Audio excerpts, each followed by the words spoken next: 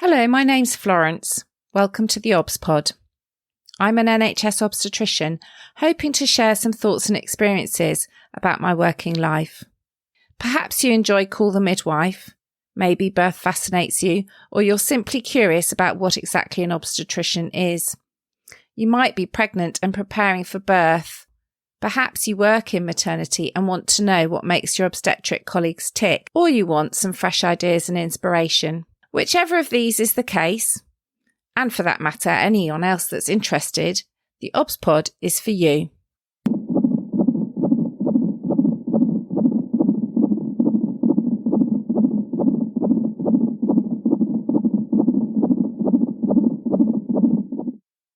Episode 158, Fertility. Quite aptly, this episode of the podcast has been a long time coming. Fertility or fertility problems and treatments, including IVF, have been on my list of podcast topics since the very beginning of the podcast. Not least because the inspiration for starting the theobspod was listening to Natalie, who hosts the Fertility podcast, sharing how actually using podcasts as a medium to reach people and give them information about women's health was a great idea. So why has it taken me more than 3 years to record this episode? Well, part of it was because I wanted to have a guest. I wanted to have the wonderful Katie Eaves chat to me about this topic. And I hope Katie will forgive me for going ahead without her. Katie is a wonderful midwife and for many years spent a lot of time teaching fellow midwives about pregnancy after a fertility journey. And indeed, you can hear her on one of Natalie's episodes, episode 103 of the Fertility podcast, if you want to know more. Events have kind of conspired against us. And Katie and I have never quite managed to make things join up and record this episode. And because it's such an important topic, 3 years on, I thought, why not just go for it myself? And I can always record another episode with Katie if things finally come together. I wasn't even sure what to call this episode. I initially started with the idea of doing an episode about IVF, or in vitro fertilisation. But actually, fertility treatment is far more than IVF. There are all sorts of other possibilities, all sorts of other abbreviations, and all sorts of other reasons why one might have IVF that are not necessarily directly related to not falling pregnant. These days, parents in same-sex relationships may be using IVF, or single parents who want to start their own family alone. So it's not quite as straightforward as just recording an episode on IVF, although I am going to include that in what I'm talking about today. Talking about fertility in a maternity podcast might seem a bit strange. After all, anyone that I'm seeing in the antenatal clinic has succeeded in becoming pregnant. But there definitely is something about the both physical and emotional well-being of parents that have struggled or taken some time to get pregnant in the first place. In preparation for Katie coming on the podcast, I made some notes, and so I'm going to refer to some of the things she discussed with me in her absence, as well as having a little think about what I see and what I think when I'm seeing a woman or a couple who've had a fertility journey. If we start at the beginning of that maternity journey, seeing the booking midwife, usually, ideally, somewhere between 8 and 10 weeks of pregnancy. If we extrapolate back from that, if a couple have had fertility issues, they have probably known they're pregnant from the very day of the missed period. And they have been waiting to do that pregnancy test on that day for probably a couple of weeks before that from an embryo transfer, if they happen to have had IVF, or from the previous period if perhaps they were using clomiphene to stimulate ovulation. Then add into that the fact that they may have had many months of trying to get pregnant unsuccessfully, doing many tests and being disappointed, or potentially had previous cycles of ovulation induction or previous cycles of IVF or ICSI, which stands for intracytoplasmic sperm injection. Therefore, at that moment when they're seeing that booking midwife, which for that midwife will be very, very early on in pregnancy and the very, very start of that journey to having a baby, for that couple, they are already months or years into the process.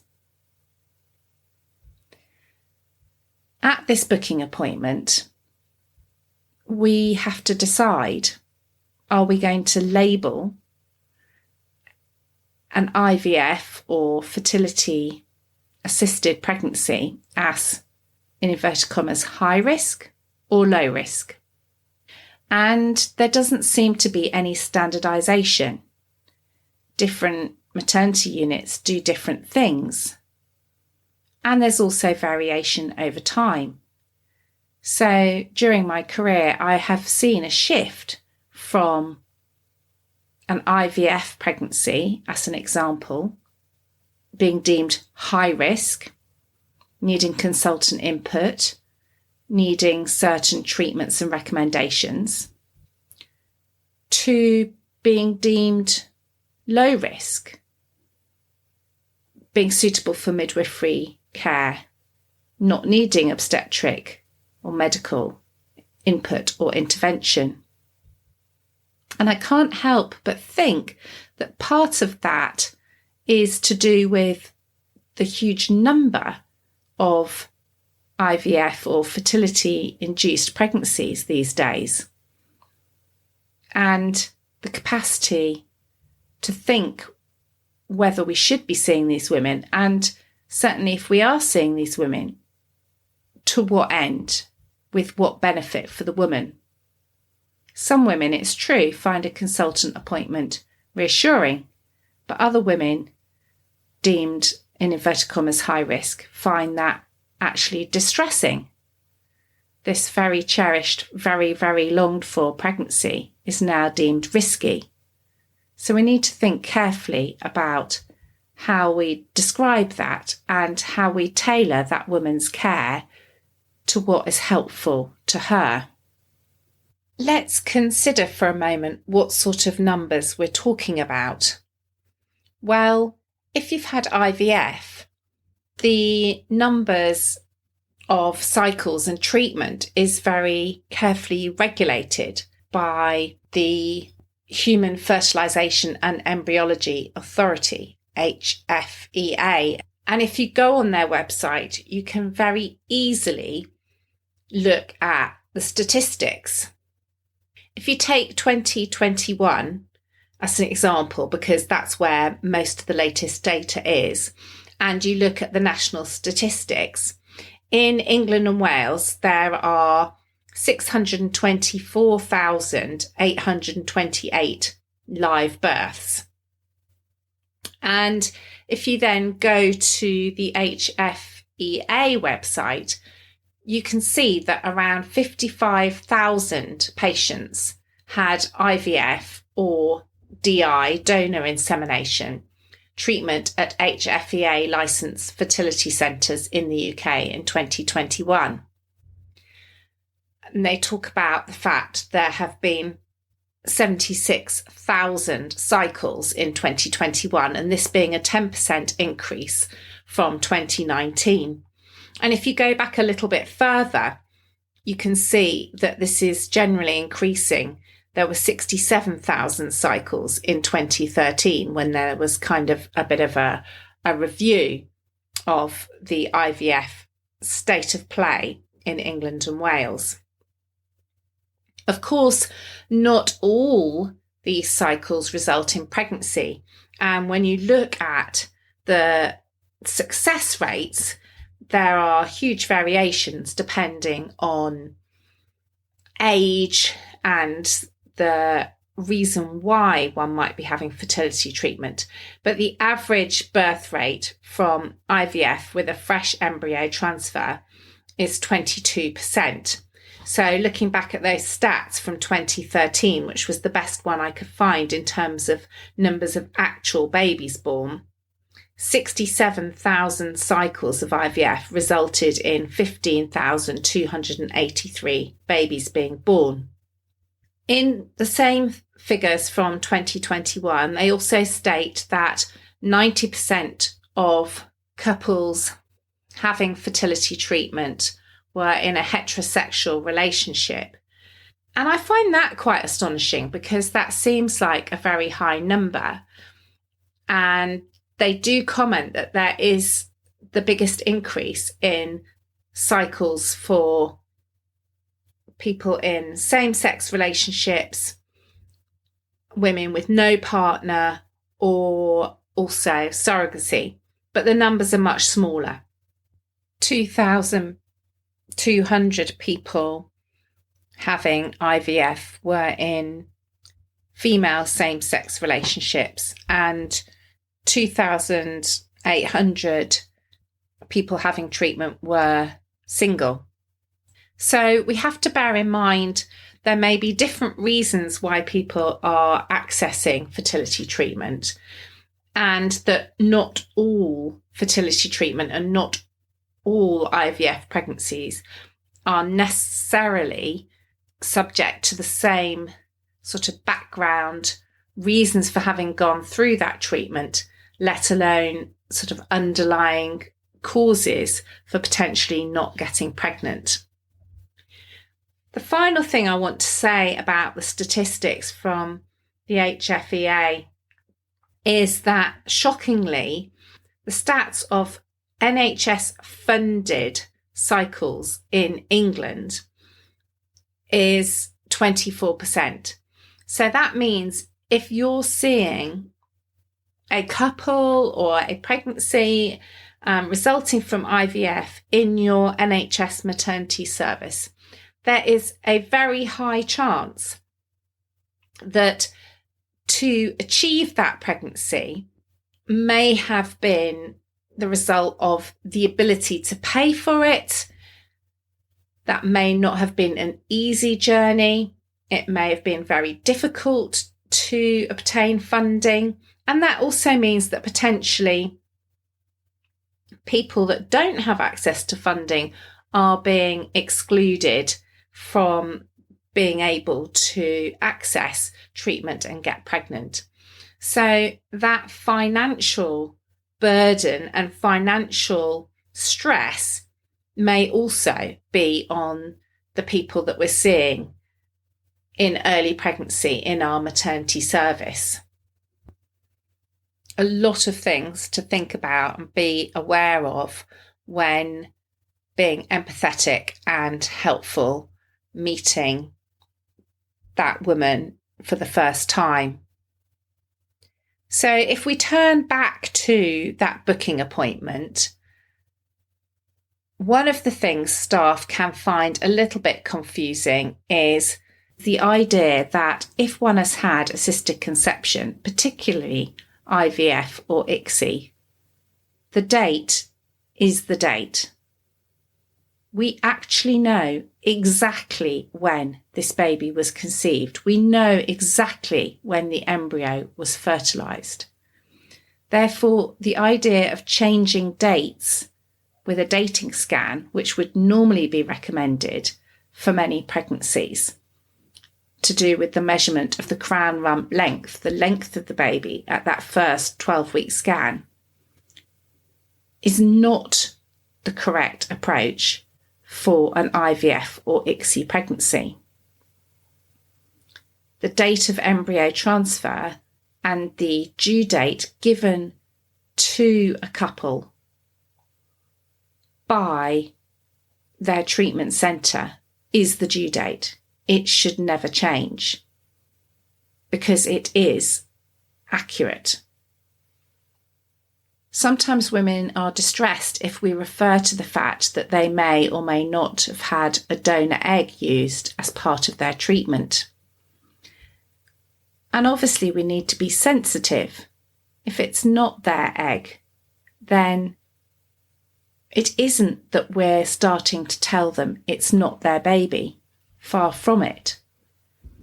But we do need to think about the fact it's not their egg, because some of the risk factors and some of the screening tests will be different, particularly as in most cases the donor egg comes from a younger woman. A common reason to use a donor egg is if the woman herself has a low success rate of treatment or is unable to produce multiple eggs of good quality in a stimulated cycle. This has implications if a woman is then having screening for the common trisomies such as Down syndrome, because the age of the egg donor becomes an important piece of information for us to feed into that screening process rather than the age of the woman herself. So we need to know this important information, but we need to not be constantly reminding that woman about what may already be quite a difficult psychological decision she has made. Then we have the difficulty when seeing women in the antenatal clinic. Do we mention it or not? Is it the elephant in the room? If we don't mention it at all, women can feel unacknowledged and that part of their journey is dismissed, not considered. But if we're constantly harping on about it, that can also be unhelpful too. It's like many things in maternity care, we need to be led by the individual. I do usually mention it, and I sometimes ask how long it's taken them to get pregnant. I think it's part of establishing some rapport and understanding, making it clear that I am aware that it may have taken them a very long time to reach that point when they're coming to see me. And that may play into how they feel about pregnancy, how anxious or nervous they're feeling, how confident they're feeling. So I will often ask maybe how long they'd been trying or how many rounds of or cycles of treatment they'd had, so that I can gauge a little bit where they're at, open up the conversation and allow them to talk about it if they want to. Katie talked to me a lot about people having lost trust in their bodies. Their body couldn't get pregnant the way it should and was supposed to.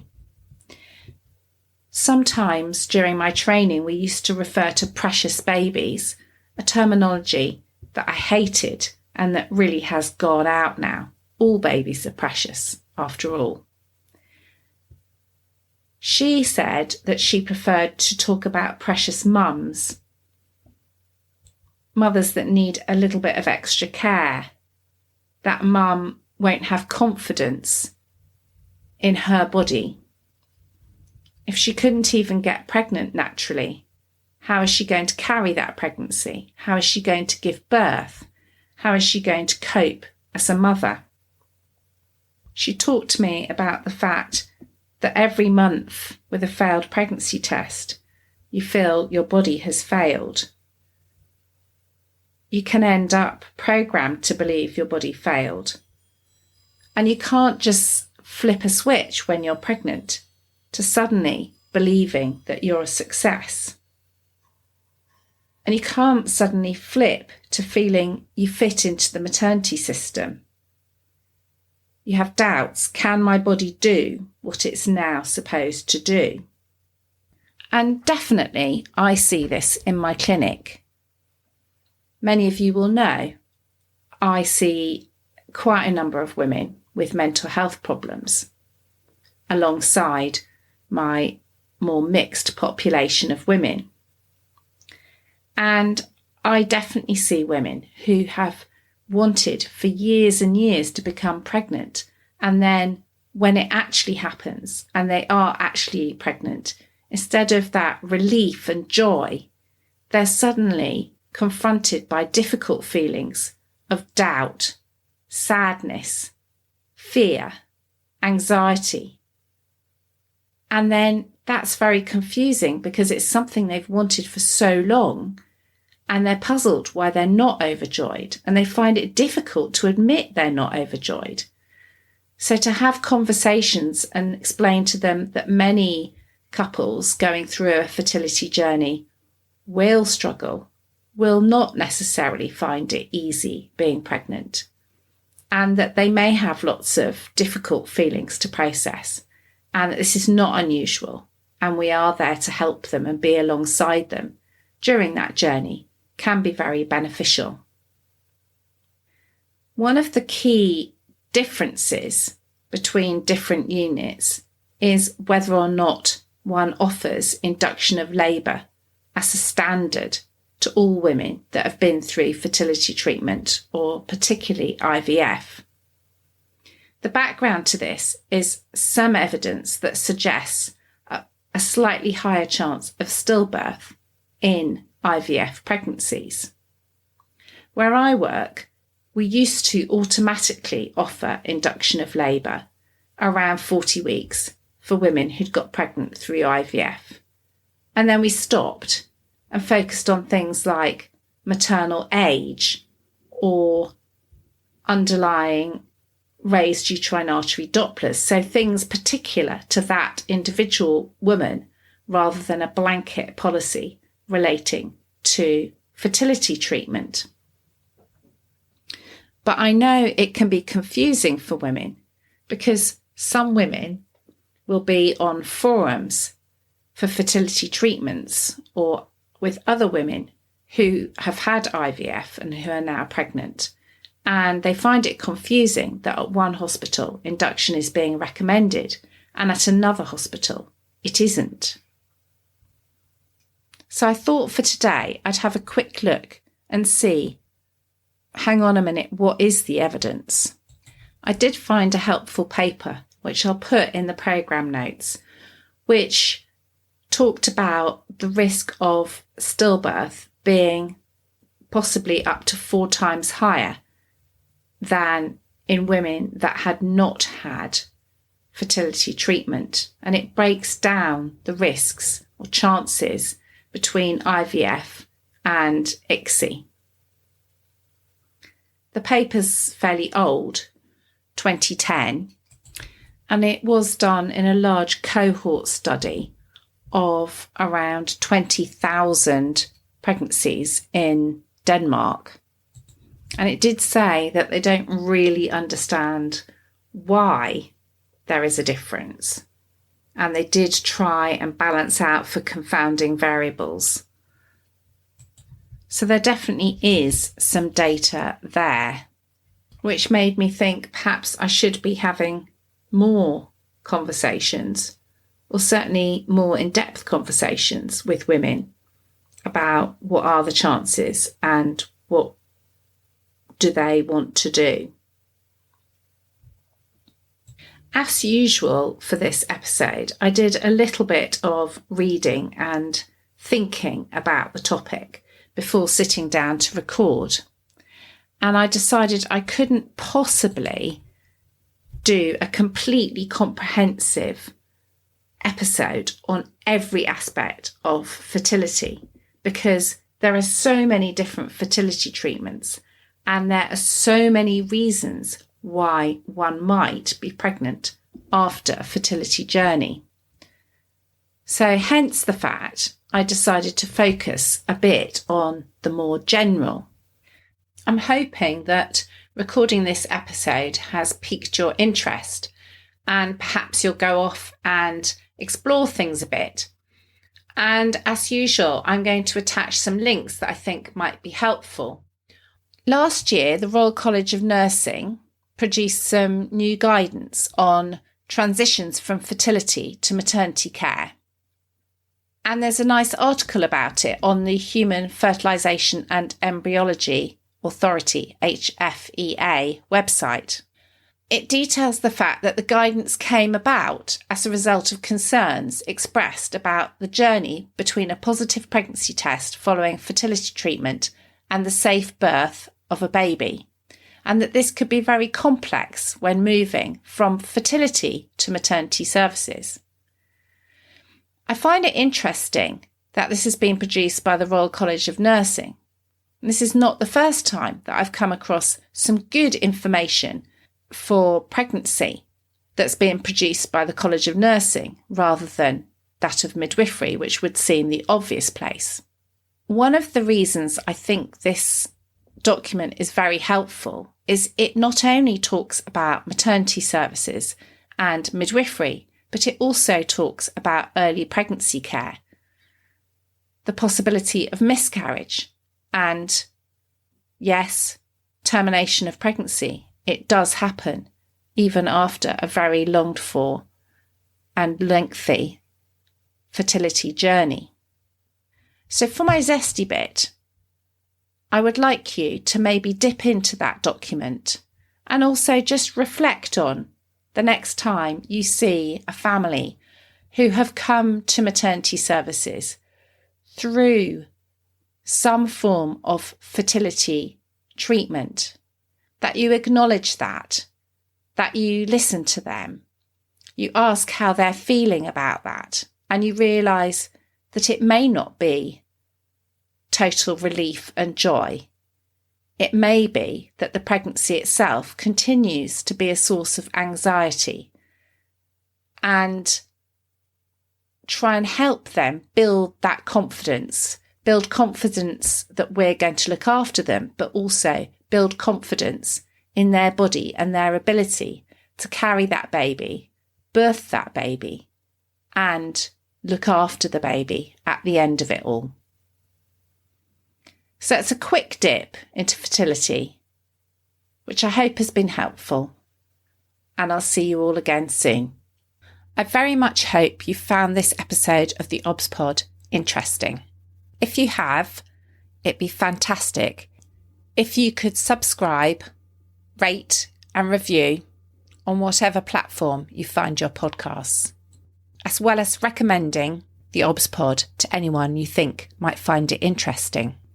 There's also tons of episodes to explore in my back catalogue, from clinical topics, my career and journey as an obstetrician, and life in the NHS more generally.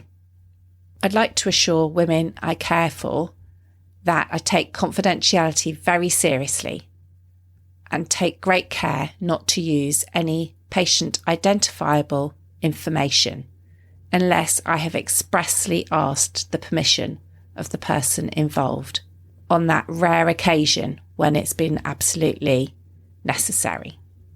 If you found this episode interesting and want to explore the subject a little more deeply, don't forget to take a look at the programme notes where I've attached some links. If you want to get in touch to suggest topics for future episodes, you can find me at theobspod on Twitter and Instagram, and you can email me theobspod theobspod@gmail.com. Finally, it's very important to me to keep the OBSPod free and accessible to as many people as possible. But it does cost me a very small amount to keep it going and keep it live on the internet. So if you've enjoyed my episodes and by chance you do have a tiny bit to spare, you can now contribute to keep the podcast going and keep it free via my link to buy me a coffee. Don't feel under any obligation, but if you'd like to contribute, you now can. Thank you for listening.